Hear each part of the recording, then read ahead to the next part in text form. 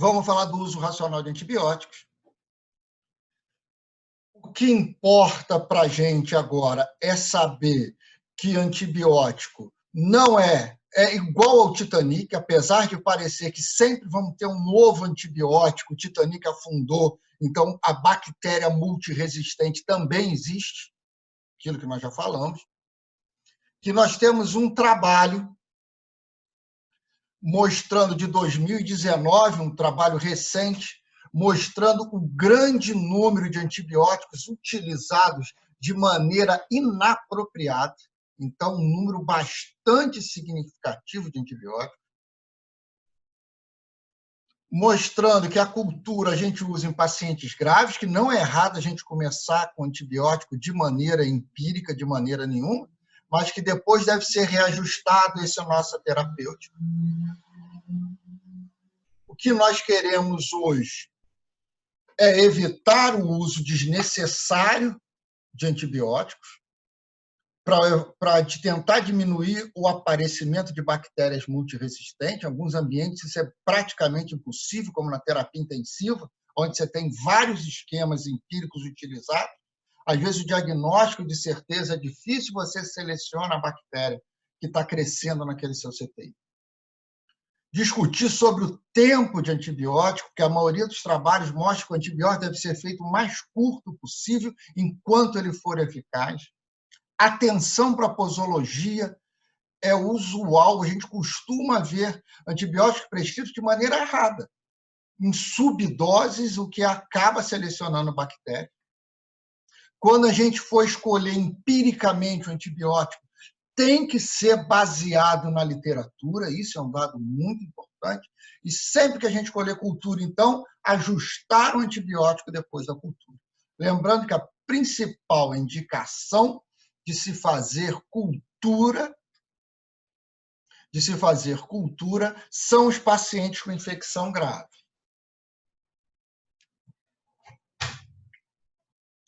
Nunca se esqueçam, colonização é diferente de infecção. Colonização é a presença da bactéria em determinados locais. Então, o nosso corpo, comensalmente, eu tenho duas floras bacterianas que colonizam o meu corpo. Eu tenho as bactérias da pele, compostas principalmente por gram-positivo, Streptococcus e Staphylococcus, e as bactérias que vivem no meu tubo gastrointestinal, compostas por gram-negativos, Escherichia, Klebsiella, Proteus, e por anaeróbios. Então, isso é um dado importante. Eles são saprófitas, eles vivem ali. Então, na minha pele, eles colonizam a minha pele para impedir que bactérias patogênicas venham colonizar a minha pele. O tubo gastrointestinal, a mesma coisa.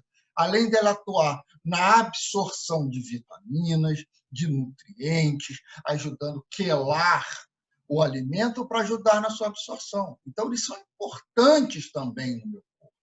Lembrando que eu tenho mais bactéria no meu corpo do que eu tenho célula. Então, se alguém é estranho no meu corpo, sou eu mesmo, porque a população bacteriana é maior que a população de célula que eu tenho. E infecção é quando essa bactéria penetrar no tecido, tornar-se patogênico, fazer destruição desse tecido e levar a uma desarmonia nesse local. Aí eu tenho a infecção. Isso estimula a minha resposta inflamatória, estimula meu sistema imune, e eu tenho toda aquela repercussão que vocês já estão cansados de ouvir. Para eu ter infecção, primeira coisa, isso é uma guerra. Eu tenho o exército inimigo, que são formados por bactérias, e o meu sistema de defesa. Para eu ter infecção, o meu exército inimigo precisa vencer o meu sistema de defesa. As bactérias, no caso, podem vencer a minha defesa, seja por um número, eu tenho um número muito grande de bactérias sendo inoculadas no tecido, ou eu tenho uma bactéria altamente virulenta. Exemplo, as bactérias que vivem na unidade de terapia intensiva. Então, para eu ter infecção, eu dependo do número ou da virulência dessas bactérias. Para eu ter infecção, então, depende dos meus fatores bacterianos, ou seja, da agressão da bactéria, que acabamos de falar, dos fatores locais, se localmente predispõe à infecção. Exemplo, o paciente tem uma insuficiência arterial periférica, faz isquemia e necrose naquele pé, aquilo funciona como meio de cultura, ou clássico das infecções intracavitárias, onde a gente tem normalmente um substrato anatômico. Então, o paciente faz uma obstrução da luz do apêndice, faz apendicite, as bactérias ali dentro vão proliferando. O cálculo impacta no ducto cístico, no infundíbulo, as bactérias chegam naquela vesícula, começa um processo inflamatório inicial que se torna infeccioso. Então, eu preciso de um substrato anatômico. Isso a gente chama de fatores locais. Presença de corpo estranho, o paciente está com uma sonda vesical durante muito tempo. E os fatores do paciente. A imunidade do paciente é um fator muito importante. Então, os pacientes imunocomprometidos, obviamente, têm uma facilidade maior a desenvolver processos infecciosos. Lembrando, mostrando para vocês uma bactéria. A bactéria, normalmente, ele tem um prolongamento que dá mobilidade nele, que se chama flagelo, e um segundo prolongamento que se chama pile, ou adesinas. É ela que vai, dependendo dessa adesina, desse pile, que vai lá colonizar, ele que faz com que a bactéria vá se aderir a determinados tecidos. Então, meningococo tem esse nome porque a adesina dele tem tropismo pela meninge. Então, o meningococo causa principalmente, 99,9% das vezes, meningite. Escherichia coli é uma bactéria que tem autotropismo pelo sistema urinário, com alguns detalhes. Algumas bactérias, algumas Escherichia coli têm tropismo pela uretra e o paciente faz infecção urinária de repetição. Outras Escherichia têm tropismo pela proteína lá do rim, lá do glicocálix, lá em cima. Esses pacientes fazem pielonefrite. Por isso que alguns pacientes fazem infecção urinária baixa de repetição e nunca fazem infecção urinária alta. Outros pacientes têm uma infecção urinária baixa frustra, normalmente assintomática, e desenvolvem um quadro lá em cima de pielonefrite. Então, a bactéria precisa de um pile de conjugação. Posteriormente, essas bactérias, elas são selecionadas com o tempo, algumas bactérias vão morrendo, principalmente uma das causas é o uso indiscriminado de antibióticos. Quando você usa um antibiótico simples, cefalexina, que você passa ali naquela infecçãozinha da pele. Quando você passa cefalexina, ela não é um míssil teleguiado. Ela não vai atuar lá naquela foliculite local e vai destruir as bactérias daquela foliculite, não. O espectro de ação dela é gram-positivo, estrepto, estáfilo, anaeróbios facultativos que são gram-negativos, Escherichia, Klebsiella e Proteus. Então, eles vão destruir essas bactérias do meu corpo todo. Então, quando eu dou um antibiótico bobinho, cefalexina via oral para um paciente, eu estou matando no corpo dele todas as bactérias gram-positivas e gram-negativas sensíveis. E vão ficar as resistentes à cefalexina. Então, inicialmente, o antibiótico ele não induz a resistência. Ele seleciona cepas, coisa completamente diferente. Depois, aquele pile conjuga uma bactéria a outra e ele passa o material genético dela, ele transfere o material genético dela para outra bactéria e aquela outra bactéria torna-se resistente também. Mas a outra bactéria só se torna resistente quando a primeira foi selecionada. Isso que é o cuidado com o antibiótico. Então, só para a gente resumir esse iniciozinho, as bactérias podem ser comensais. Então, bactéria não é o bandido da história o tempo todo. A gente tem cheio de bactéria no nosso corpo. E elas são saprófitas. Elas são comensais. A doença depende de onde ela está e da patogenicidade. Isso é um dado importante. Quem é o principal responsável por combater a infecção? Isso também tem que ficar claro. É o meu organismo. Então, o organismo do paciente é o principal responsável por conter a infecção. Tanto é que um paciente que tem imunodeficiência adquirida, ele acorda de manhã, toma uma série de medicamentos que estimulam o sistema imune dele a se defender das bactérias do próprio corpo dele. Olha que interessante. Se isso não fosse verdade, ele não precisasse do sistema imune, ele acordava de manhã, tomava 13 quilos de antibiótico e ia viver a vida dele. Isso não vai funcionar. E a clínica toda do paciente é decorrente da resposta inflamatória do hospedeiro. Por isso que pacientes idosos, bebês, paciente imunocomprometido têm uma clínica menos evidente. E agora eu quero que vocês prestem atenção nesse slide. É aquele slide que ninguém gosta de olhar e eu prometo que vai durar 1 segundo. Então, vamos lá. Penicilina. A pessoa teve otite média. Aí alguém fala, isso é amófilo. Não vão passar muitas, vão passar ampicilina, amoxicilina, que concentra bem na secreção. Meu avô passava muito isso, que era médico, vão passar. Aí está aqui, ó, a penicilina. Tá? Ela tem um radical que é comum a todas as penicilinas.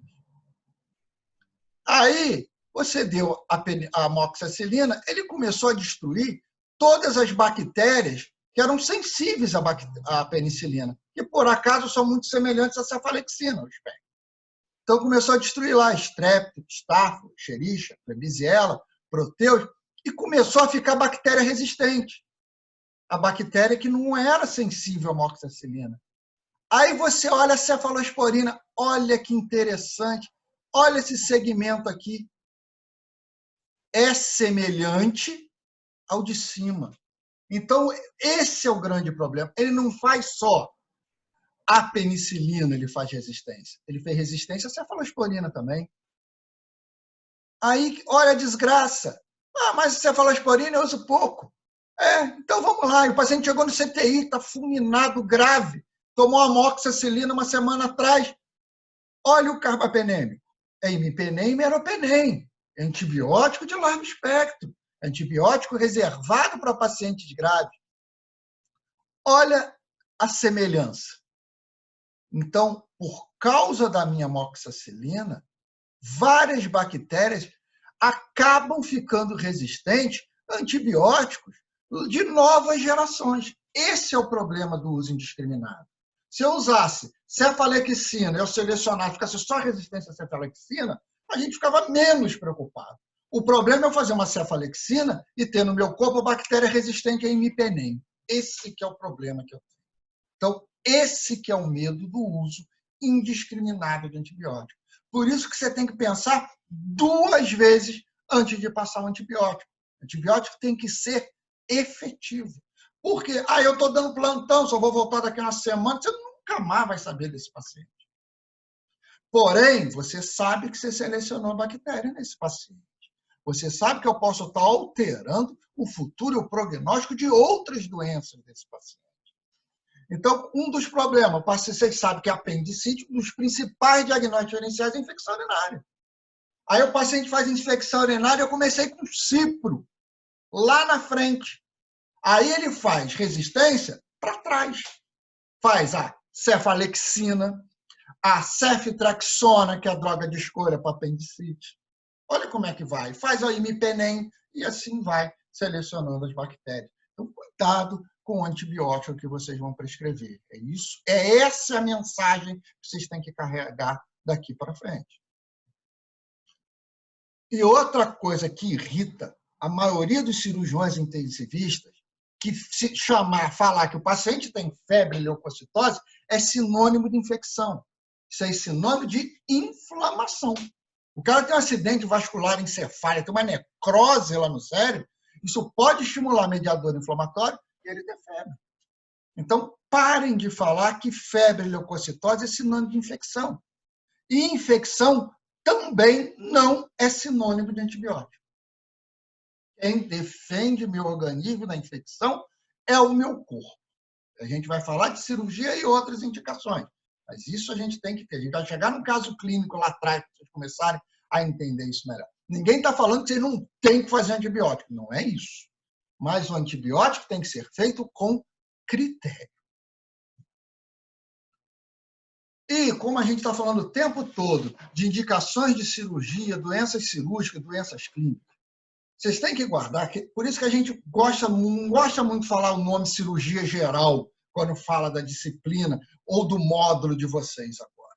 A gente gosta de falar de clínica cirúrgica, porque a gente quer que vocês interpretem a clínica cirúrgica igual à clínica médica. Qual é a diferença? Como eu estou dando aula para vocês, a gente vai botar no YouTube, eu falo bonito. Presença de um problema anatômico ou mecânico que deve ser resolvido por procedimento cirúrgico ou invasivo. A gente fala aqui, mas na prática qual a diferença da cirúrgica e da médica? A clínica médica no final dá um comprimidinho, a clínica cirúrgica vai lá no final e arranca um pedaço do outro. O resto é tudo igual. Então tem fisiopatologia, tem história clínica, tem exame físico, tem que fazer isso tudo, tem que ter critério para usar o medicamento, vocês têm que saber o que vocês estão sabendo. Outra coisa que é importante quando a gente fala de infecção bacteriana, as principais infecções, agora eu posso falar da minha clínica cirúrgica, são principalmente da flora endógena do próprio paciente. E a maioria das doenças clínicas também, lógico que não a totalidade. Mas quando a gente fala em cirúrgica, clínica cirúrgica, é porque eu tenho um substrato anatômico ou um problema anatômico, e esse problema anatômico precisa ser retirado porque ele está sendo colonizado por uma bactéria da nossa própria flora endógena. Então, o paciente fez pancreatite, por qualquer motivo. Ele era etilista crônico, fez uma pancreatite crônica, aquela pancreatite crônica agudizou. Só falei de doença clínica até agora. Só que aquele pâncreas dela que agudizou aquele processo inflamatório, fez um processo inflamatório tão grande, uma autodigestão tão grande, que fez necrose do parênquima.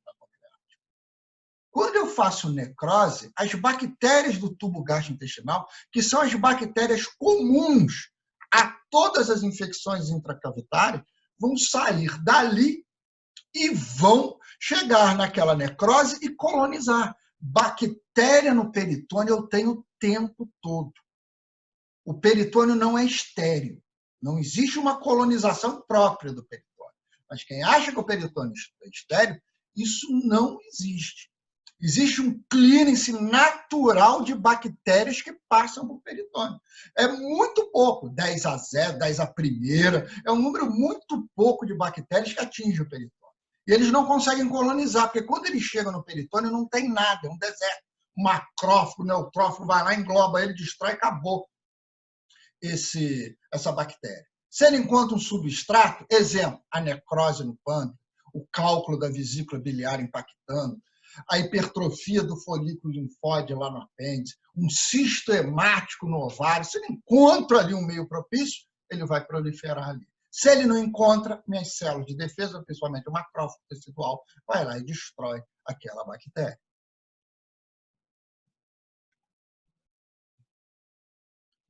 Então, vamos falar um pouquinho quais são os patógenos que eu tenho nas infecções cirúrgicas. Então, primeiro, minha flora da pele, rica em cocos gram-positivos, principalmente Staphylo e Strep. Eu tenho uma segunda flora de gram-positivos que colonizam o meu colo, que a gente chama de enterococos. O enterococo é uma bactéria de baixa virulência, mas ela é altamente suscetível à resistência no intestino.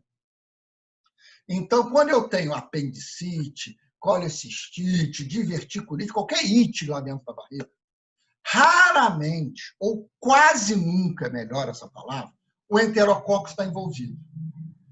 Porém, quando as bactérias começam a ser selecionadas, o enterococcus aparece.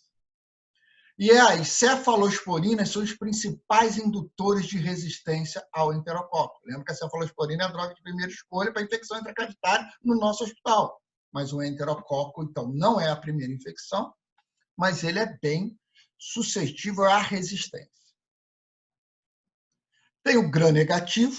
Normalmente, o gram-negativo são os anaeróbios facultativos. Vocês já sabem que anaeróbio facultativo vive na presença ou na ausência do oxigênio. Eu tenho dois tipos de gram-negativos, que eu chamo de fáceis ou difíceis. Os gram-negativos fáceis, Escherichia, Klebsiella e Proteus. Eles são ditos fáceis porque eles são fáceis de encontrar. São as infecções mais comuns quando a gente tem por gram-negativo. Mas eles são mais fáceis de tratar. E eu tenho os gram-negativos difíceis, que são as enterobactérias, Providência, Morcanella, Serratia, Acinetobacter, entre aspas. E quando? Porque o Acinetobacter é a infecção do nosso hospital. Então, a infecção bacteriana multiresistente no nosso hospital, principalmente na unidade de terapia intensiva, no paciente em prótese ventilatória, é o Acinetobacter. Então, elas são difíceis de encontrar e difíceis de tratar também. E, finalmente, os anaeróbios. Os anaeróbios estão principalmente relacionados, o anaeróbio restrito, aonde eu tenho a necrose. Por isso que a gente fala de manhã, de tarde, à noite para vocês, que a necrose é o divisor de águas. O anaeróbio restrito, mais comumente, o bacterióide, é o mais famoso, o mais abundante, ela é a bactéria mais abundante do meu colo, ela é altamente virulenta. Então, ela é saprófita no meu colo, mas ela encontra o meio propício, ela é capaz de estimular muito o meu sistema inflamatório e o paciente ter grandes consequências desagradáveis para isso. Então, o grande divisor de águas é a presença do anaeróbio.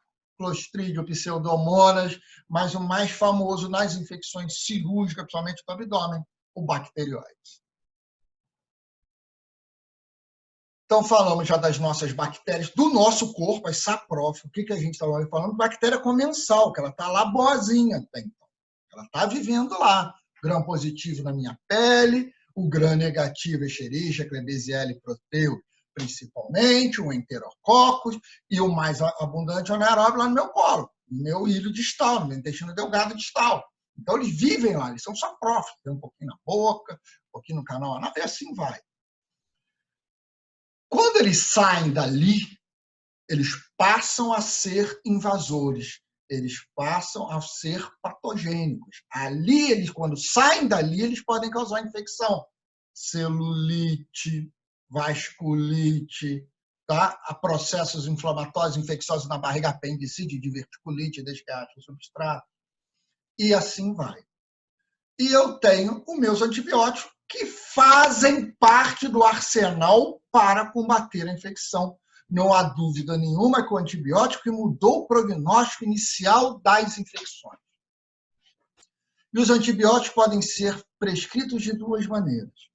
Profilática, que não é o motivo da nossa aula, ou seja, para evitar a infecção em algum lugar, isso quando é comprovado, seja infecção cirúrgica, seja de algum defeito anatômico, como valvulopatia, ou são prescritos de uma maneira terapêutica. Então, a gente vai dar um ênfase um pouquinho nos antibióticos mais usuais que utilizamos no nosso dia a dia. Então, mostrando para vocês, dei várias patologias aqui, vários slides aqui para vocês, que eu mostro das infecções intracavitárias, as mais comuns. Apendicite, colecistite, colangite, diverticulite, patologias comuns.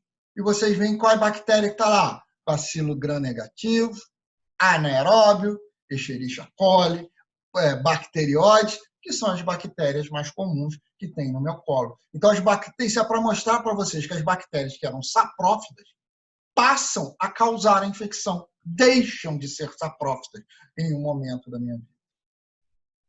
Mas, para isso, eu preciso de um substrato anatômico. Não foi a bactéria que fez a apendicite. foi a obstrução da luz pelo fecalito ou folículo hiperplásico que obstruiu aquela luz. Não foi a bactéria que fez a apendicite, foi o cálculo impactado no infundíbulo e no ducto cístico. Não foi a bactéria que penetrou na parede e fez a diverticulite. Foi o divertículo que obstruiu, fez a diverticulite, a bactéria começou a crescer. Isso vocês têm que guardar. E as bactérias vêm do mesmo lugar, o tubo gastrointestinal, porque elas são abundantes. E como é que elas chegam ali? Translocação via hematogênica ou via linfática. Eles caem ali e precisam de um substrato. Então, se vocês fazem essa translocação o tempo todo, nós estamos sentados aqui conversando e essas bactérias estão lá fazendo translocação. E ninguém aqui vai fazer infecção na barriga, a não ser que tenha um substrato anatômico. Os antibióticos atuam de várias maneiras. Mais uma vez, vamos dar pinceladas sobre cada antibiótico, para a gente ter noção por que a gente usa. Vamos ver os antibióticos mais comuns que a gente usa no dia a dia. Então, vou falar daqui, a partir de agora, todos os antibióticos que a gente usa no dia a dia. Primeira coisa, a gente tem que saber que o antibiótico pode ser bacteriostático ou bactericida.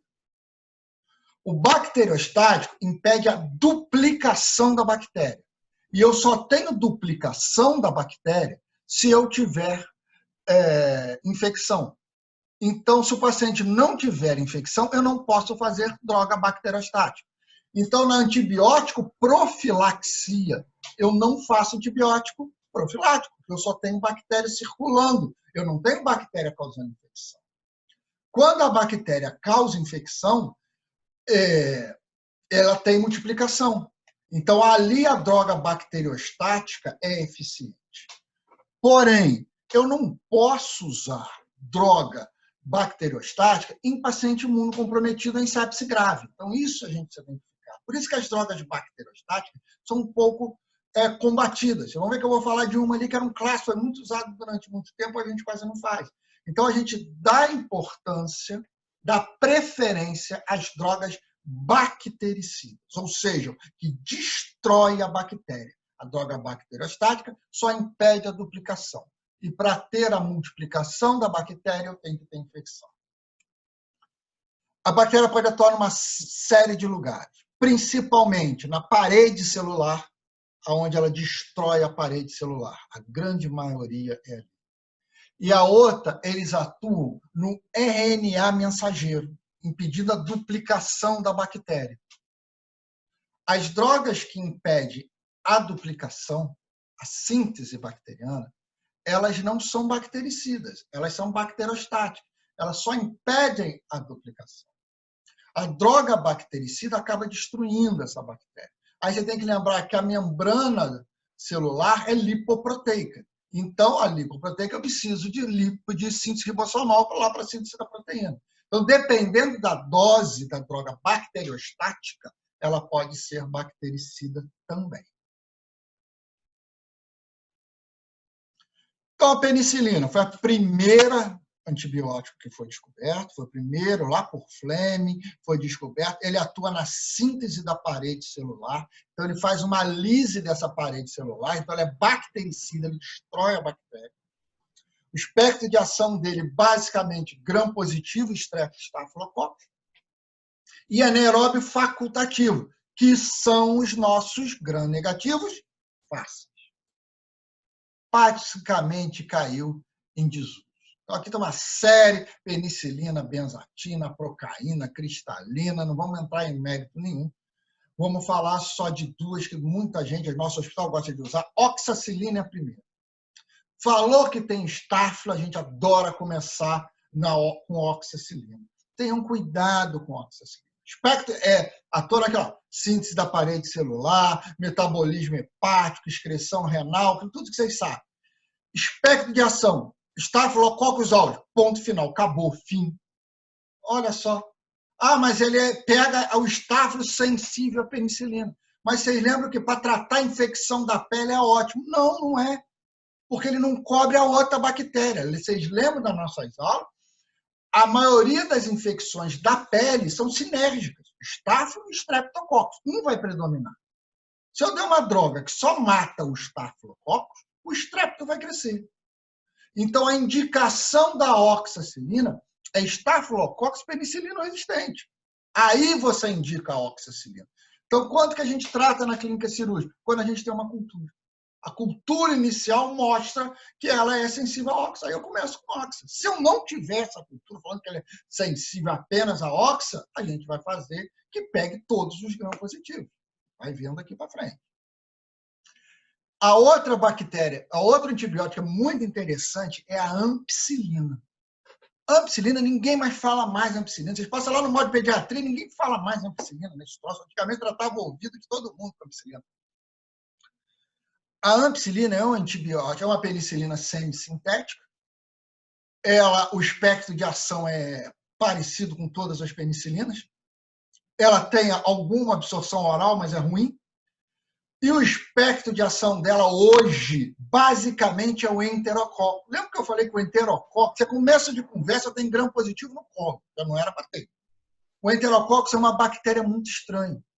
Ela é tão estranha que ela tem uma sensibilidade à ampicilina. É a única bactéria, a droga de primeira escolha hoje para o enterococcus é a ampicilina. Então, há um tempo atrás, quando tinha infecção, a gente fazia uma droga para o gram negativo, uma droga para o gram positivo e uma droga para o enterococcus, que era a ampicilina. Depois soube-se que o enterococcus nunca era a primeira infecção. Aí a ampicilina saiu, mas aí a gente ainda guarda a ampicilina como droga de primeira escolha na infecção por enterococcus no nosso hospital. Os aminoglicosídeos também já foram muito usados. Temos vários, amicacina, gentamicina, tobramicina, que é para tópico. Tá? O mais conhecido é a gentamicina. Quando a bactéria era resistente à gentamicina, normalmente era sensível à mica. A mica não é de uma nova geração, é a mesma geração, mas também tinha isso, as bactérias ficavam resistentes à genta, você ainda tinha amicacina. Eles atuam na síntese ribossomal, então, a princípio, eles seriam bacteriostáticos, mas na dose dele, ele atua na parede também, que é lipoproteica, e são bactericidas. Então, os aminoglicosídeos são bactericidas. O grande problema da utilização do aminoglicosídeo é a toxicidade deles. A toxicidade deles é dose dependente. Quanto mais tempo e maior a dose, maior é a chance dele fazer a sua toxicidade. A sua toxicidade principal, nefrotoxicidade e ototoxicidade. O espectro de ação dele é excelente para gram negativo. Pega também gram positivo, mas o grande espectro dos aminoglicosídeos gram negativo. Utilizamos para infecção intracavitária muito tempo. Muito tempo. Hoje a gente não utiliza mais, que vocês já viram no módulo de vocês. Cefalosporinas, que hoje são os antibióticos mais usados. As de primeira vieram substituir as penicilinas. As cefalosporinas têm várias gerações, hoje vai até quinta geração, não quarta. Vocês só têm que guardar o seguinte, à medida que eles são idênticos à penicilina, atuam na síntese da parede celular, elas são bactericidas, metabolismo hepático, excreção é renal. A primeira geração, então, é igualzinho, espectro de ação também. Eles têm espectro para o gram positivo e para o anaeróbio facultativo. Então, strepto, estáfilo, Escherichia klebsiella e proteus.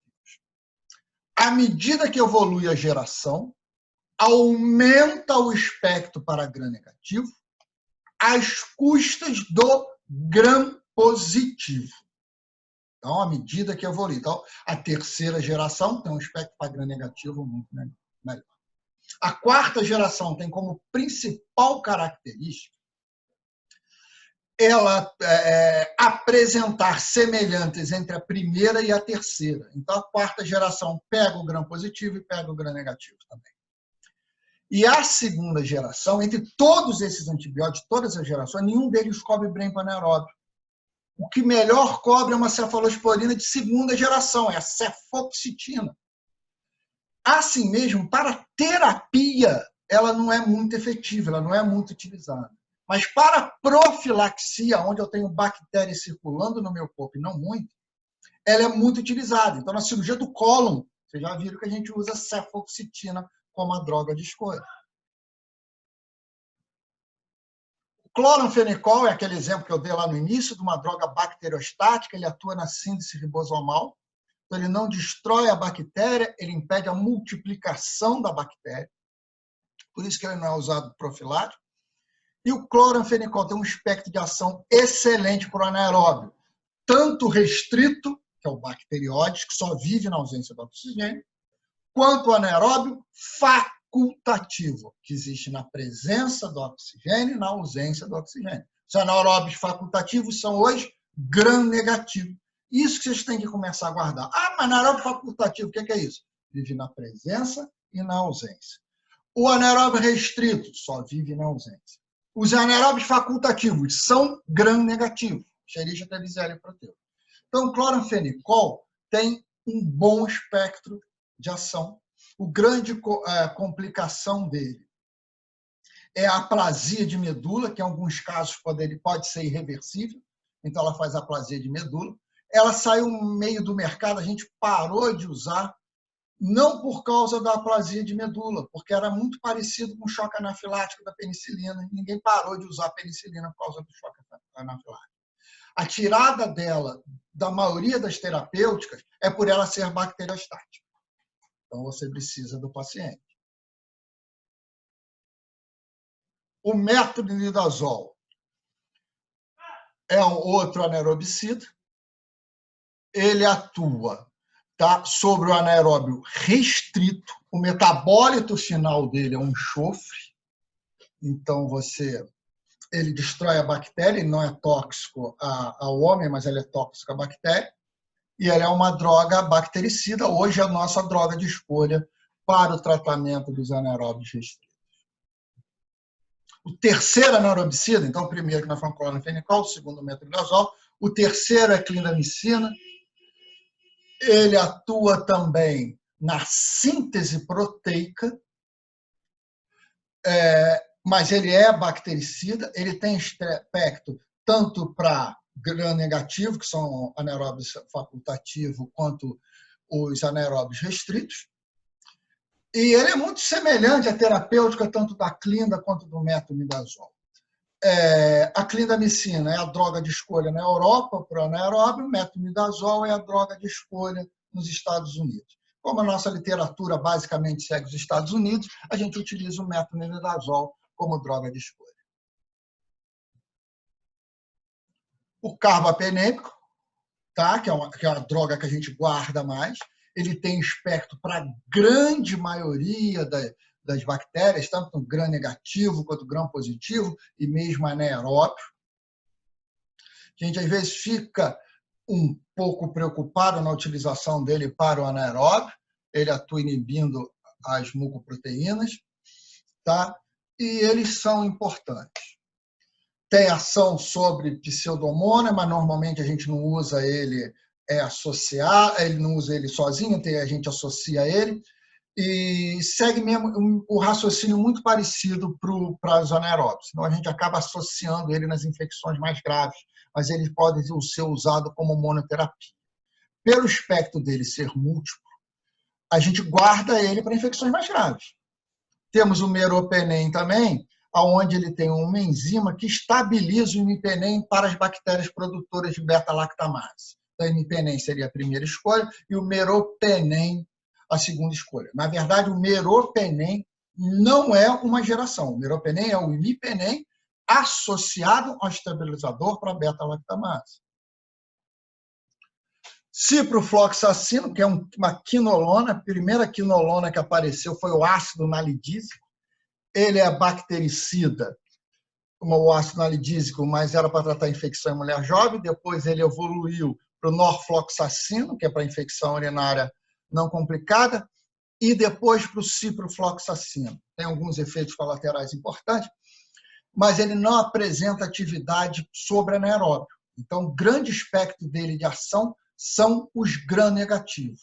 Também tem espectro de ação para o nosso estáfilo resistente à oxacilina, que nós já guardamos ela um pouquinho. A vancomicina, que é basicamente uma droga que a gente guarda muito, é um glicopeptídeo, ele é bactericida, então ele destrói a bactéria. O grande problema dele é que ela é altamente nefrotóxica, ela é muito nefrotóxica. E o outro espectro de ação dela é o enterococo. Olha só, vancomicina é um antibiótico que a gente guarda, e é a droga de segunda escolha para enterococos. Olha como é que a enterococos é a bactéria mais estranha que a gente tem no nosso corpo. Acabei de falar, primeira escolha para enterococos, ampicilina. Segunda escolha, fomos lá para a vancomicina. Então, vocês veem a importância do enterococos como bactéria que é altamente induzida à resistência. Quando que eu suspendo a bactéria? Aquilo que a gente falou do tempo. Por quê? Há quanto tempo eu uso um antibiótico? Você vai abrir a bula, tá lá, tem que fazer de 7 a 14 dias. E já tivemos tempo, quando eu era residente lá em 1835, a gente fazia antibiótico, eu dava antibiótico para ele tomar para casa, porque tinha que completar os 14 dias, senão ele ia fazer apendicite de novo. Eu nunca entendi isso, que a gente já tinha operado apendicite. Então, qual é o tempo? Você tem que usar o tempo enquanto ele for eficaz. Então, esse é o tempo. Basicamente, não existe um tempo pré-determinado. Tuberculose eu trato 6 meses, osteomielite 45 dias, endocardite 21 dias, e vai assim. Infecção urinária em mulher jovem, você pode tratar com norfloxacin 3 dias. Ceftriaxona trata blenorragia, dose única. Então, vocês veem que o tempo é relativo para eu tratar. Você tem que tratar quando ele é eficaz. Quando ele deixa de ser eficaz e não preciso mais, eu tiro. Infecção de pele é mais fácil, você está olhando. Mas quando a infecção é dentro da barriga, qual é o critério que a gente vai usar isso? Então, os critérios de suspensão que eu uso é, primeiro, ausência de sinais de infecção.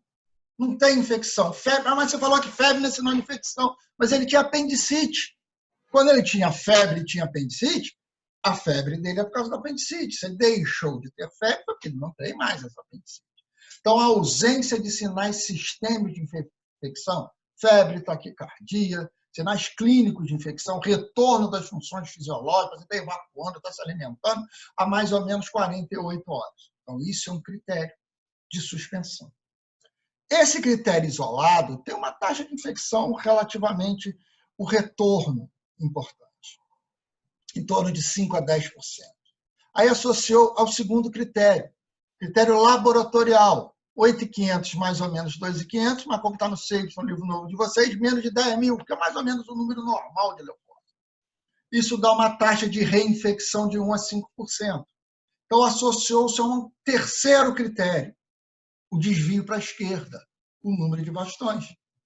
Então, bastões menor do que 3, ou igual a 3, na maioria dos livros. Associou esses 3 critérios, a gente suspende o antibiótico. Isso dá em torno de 4º, 5º, 6º dia. Quando é inferior ao tempo usual, a gente chama isso de antibiótico de curta duração, mas não deixa de ser antibiótico terapia, já que nós tratamos uma infecção existente. Então, isso tudo que eu falei para vocês é para vocês pensarem. É muita informação, óbvio, que ninguém quer que vocês guardem isso, vocês têm que ir no livro, ver. Isso aí é para a gente começar a ter noção de como a gente vai utilizar. Vocês não precisam ter um conhecimento de um grande número de antibióticos. Não precisam ter isso. Um número pequeno de antibióticos a gente precisa.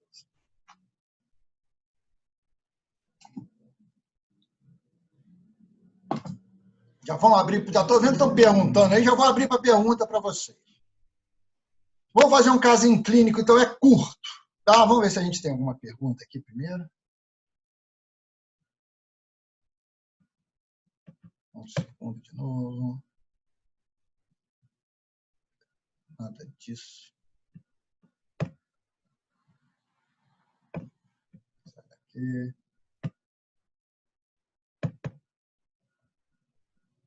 Está aqui em cima.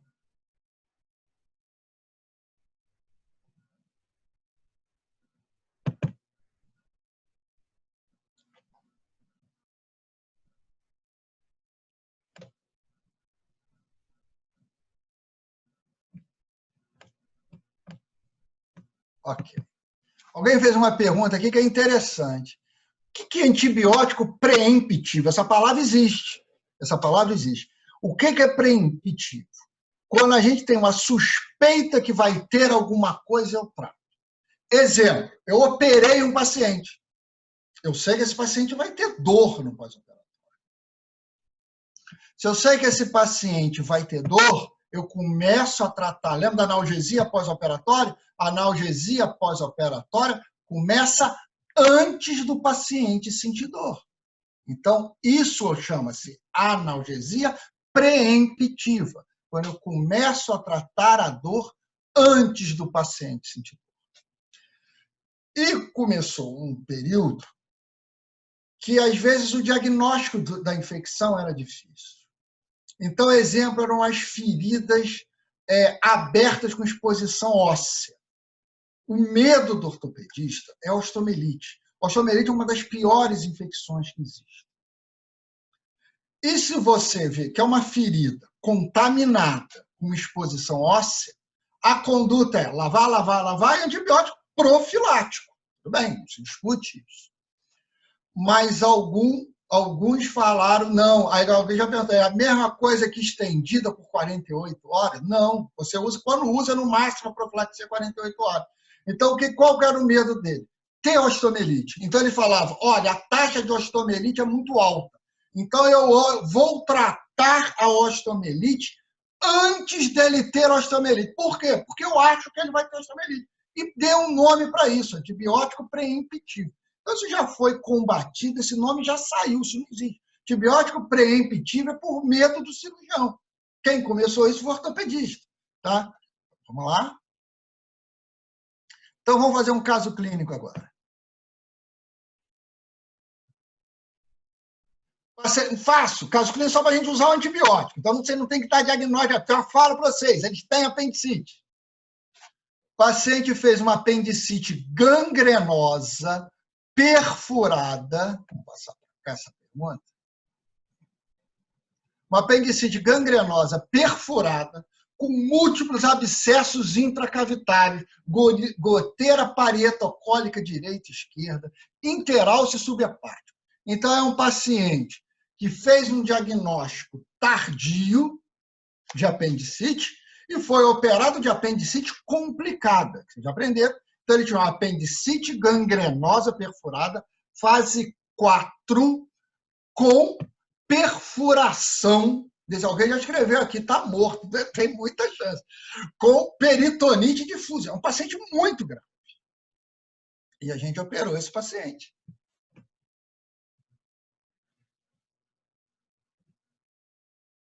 Qual é a conduta que nós vamos ter agora? Lógico. Conduta. Vamos abrir, laparotomia, tirei o apêndice, lavei e fechei essa cavidade abdominal. Vou passar a pergunta para cá. Primeira pergunta. Fácil. Pode apertar aí e abrir o ponto. Faço antibiótico ou não faço? Tá? Pergunta clássica. Tem infecção, não tem? Então, vamos fazer antibiótico. O antibiótico é profilático ou terapêutico? Vocês foram embora, eu estou sozinho aqui agora, estou até jururu. Exatamente, vou fazer terapia. Ele tem infecção, tem gangrena, tem necrose. Perfeito, antibiótico é terapêutico. Quais bactérias que a gente tem envolvido aí? De onde veio essa bactéria? Podem abrir o som, podem falar. Se não falar, eu vou embora, hein? E aí? Que bactéria que está envolvida? Essa bactéria veio do colo. O que eu tenho ali? Gram-negativo, Escherichia, Klebsiella, Proteus. O enterococo, não sei se ele tem agora no início ou não, mas pode ter, que é um paciente já pode ter vindo de outro hospital, já ter tomado antibiótico. Lembra que ele é superinfecção. E o bacterióides.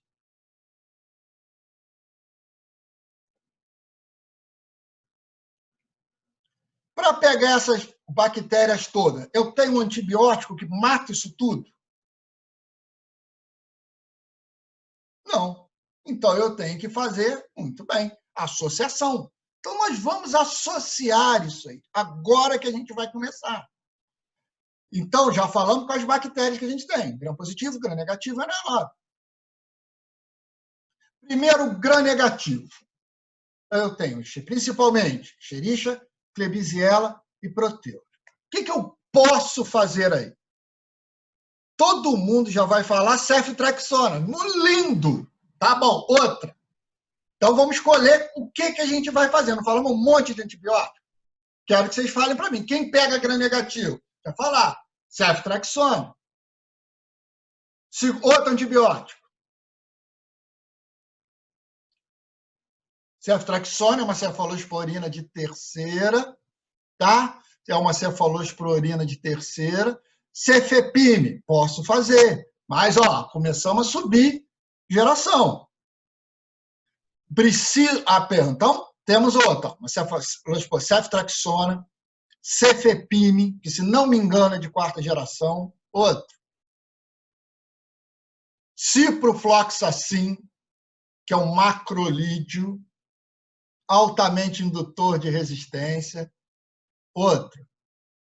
Temos 3. Olha só quanto antibiótico a gente pode fazer. Aminoglicosídeo, gentamicina. Lembra que eu falei lá da gentamicina? Pode fazer. Olha só que interessante. Olha a grama. Vamos... Imipenem, cobre muito bem para o gram-negativo. Olha que espetáculo. Então, a gente ficamos agora aqui. Vamos abrir aqui um pouquinho, para eu conseguir enxergar melhor o que vocês escreveram. Então, a associação, ceftriaxona, cefepime, cipro e aminoglicosídeo. Vocês já sabem que a resposta é ceftriaxona. Não há dúvida nenhuma, que a gente usa lá de manhã, de tarde, de noite no nosso hospital. Mas agora a gente tem que tirar as outras. Primeira pergunta, por que eu não uso o imipenem de cara?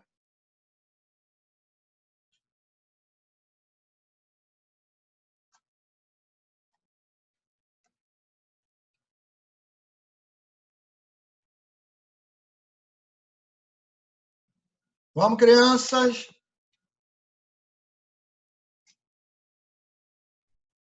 Exato. Eu adorei. Cipro é o mesmo raciocínio do imipenem. Não é, na verdade, tiro de canhão para matar formiga. Na verdade, esse paciente precisa de tiro de canhão. A princípio, o tratamento para ele tem que ser a bactéria da flora dele. Por que aquela pus...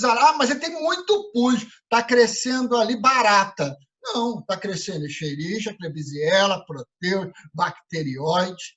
Primeira pergunta que a gente tem que fazer nesse paciente que faz uma infecção muito grave, ele está vindo de outro lugar ou ele veio de casa? É a primeira pergunta. Não, ele está vindo de outro lugar, mas ele estava internado em Paracambi, tomando ceftriaxona 7 dias. Matou minha ceftriaxona. Por quê? Porque eu comecei com antibiótico, mas eu não tirei o substrato anatômico que era apendicite. Tem necrose. Eu dei 10 quilos de ceftriaxona para ele, mas ele não concentrou na área da necrose. Não adiantou nada essa ceftriaxona. Essa ceftriaxona só serviu para selecionar a bactéria. Então, se esse paciente já tomou ceftriaxona que ele veio de outro hospital, primeira coisa, tem que colher cultura. A gente falou do paciente grave, eu vou colher cultura. E, posso começar com cipro? Posso, não está errado. Mas é tiro de canhão, mas eu não sei o que ele vai ser sensível. Então, eu posso. Mas, inicialmente, eu começo com a bactéria, com o antibiótico mais rasteirinho possível, para a bactéria do meu corpo e vou subindo progressivamente.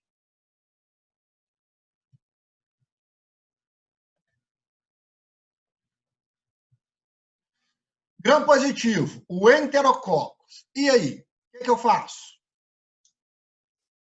Quais as drogas nós falamos que a gente tem? Ampicilina, isso, e vancomicina. Então, isso aqui. Ou não faço nada. E aí, qual é o critério que eu vou fazer para o meu enterococo? Começo com ampicilina, começo com vancomicina ou não faço nada?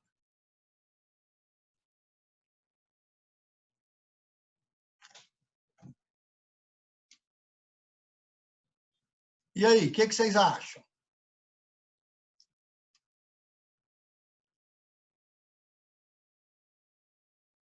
Que silêncio fúnebre, hein? Vou embora para casa, hein? Vou chamar o doutor Gerson aqui, hein, que dá aula de antibiótico para vocês, hein?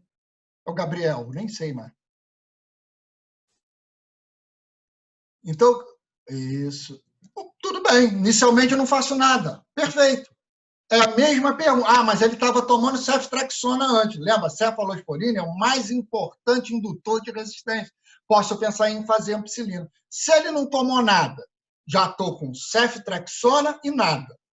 Se ele já tomou antibiótico, eu comecei com cipro e ampicilina. Olha que troço de maluco é o enterococo.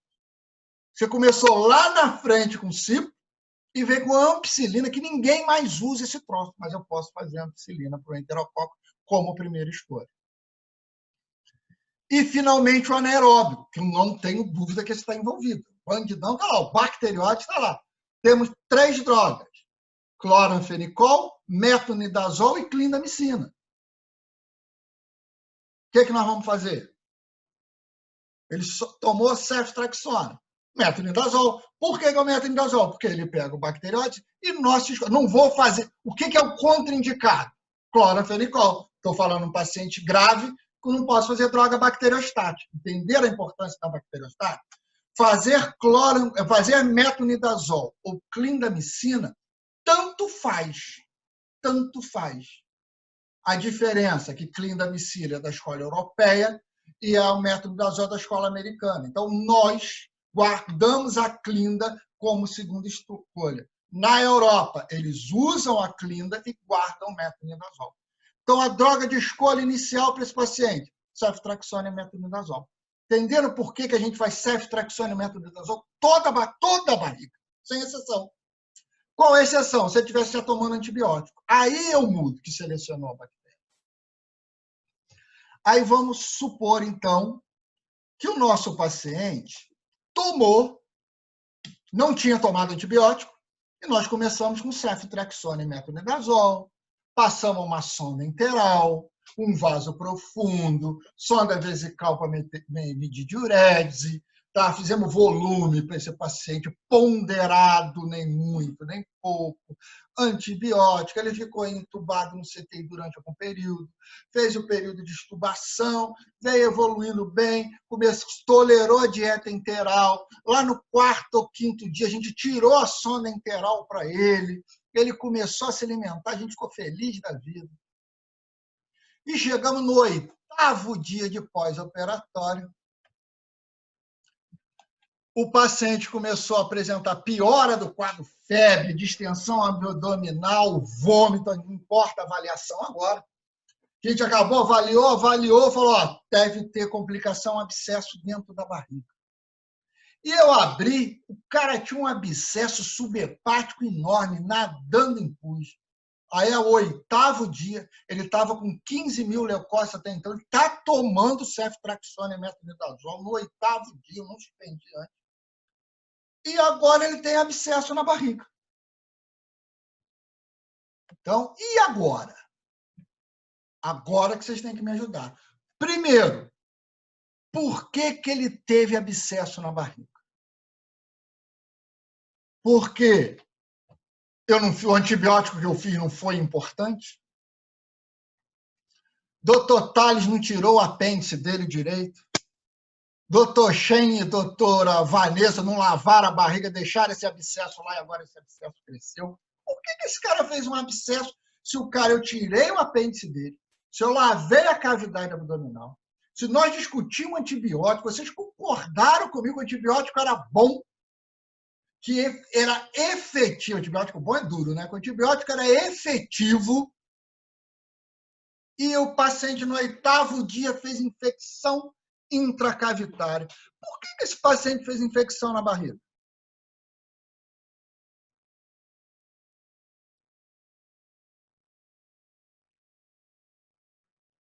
Não, pode ter a infecção de algum acesso catéter que caiu na corrente sanguínea. Não chega no abdômen. Ele vai fazer febre alta, vascular. Se ele tiver valvulopatia, ele pode até fazer endocardite. Realmente, a bactéria pode chegar na barriga. Mas e daí? Se você puncionar um vaso profundo em você, eu faço bacteremia. A bactéria dá, por mais asepsia, antisepsia que eu faça, a bactéria vai cair na corrente sanguínea. E você não vai fazer abscesso subfrênico. E aí? Então não foi. Por quê? Eu quero saber por que esse paciente fez esse abscesso subfrênico. Doutora Aline, chefe de clínica, brigou com o doutor Tales, que ele saiu do campo e deixou o R1 lavando. A Vanessa não prestou atenção direito. Deixou o doutor Lune e o doutor Shen lavando a barriga e foi embora, os dois R2. A Aline já suspendeu o doutor Tales.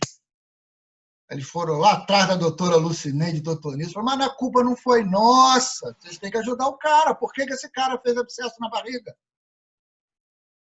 Que ainda mais, só por causa do catéter, está ferrado meu residente. Eles não vão defender ninguém na vida. E aí?